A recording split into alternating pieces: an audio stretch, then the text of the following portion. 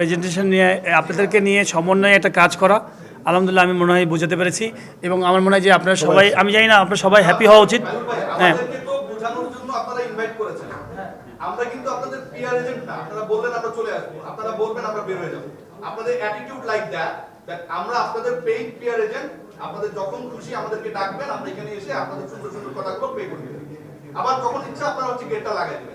আপনি বলতে পারেন না এটা যে আপনি এখানটায় গ্রাউন্ডস নিয়ে কাজ করেন, আপনি নীতি নির্ধারকদের একজন। সো আমার কাছে মনে হয় যে বলটা লিড করার আগে অ্যানসারগুলো দেওয়া দরকার। আপনারা কি মনে করেন আমরা আপনাদের পিআর এজেন্ট?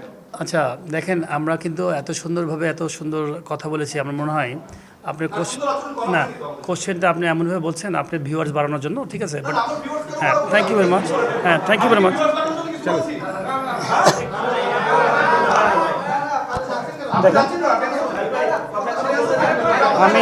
আমি আপনার অনেস্টলি বলি, আমি পার্সোনালি নট পরিচালক হিসেবে আপনার কোশ্চেন করাটা আমার পছন্দ হয় না বলে আমি চলে যাচ্ছি।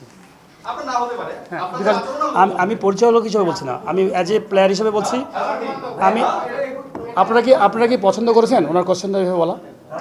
আপনারা যদি না আপনারা যদি অনেস্ট হয়ে থাকেন না আপনি না সেটা তো আমাদের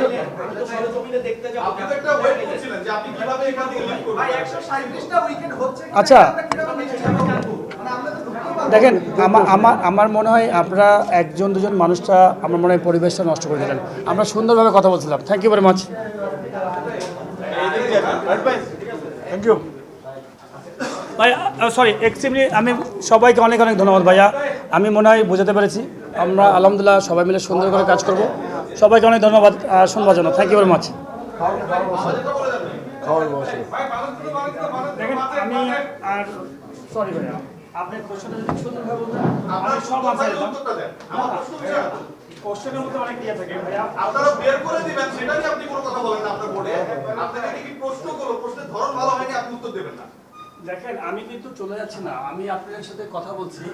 আমি যেমন জেন্টালভাবে বলছি আপনাকে সেভাবে বললে আমি মানে খুব খুশি হতাম এবং আপনাকে সুন্দরভাবে আনসার দিতাম। আপনার বোর্ডের আমাদের প্রতি যে আচরণটা ছিল সেটা কি জেন্টাল ছিল ভাই? দেখেন আমি কিন্তু আজকে প্রেজেন্টেশন দিতেছি গ্রাউন্ডস রিলেটেড।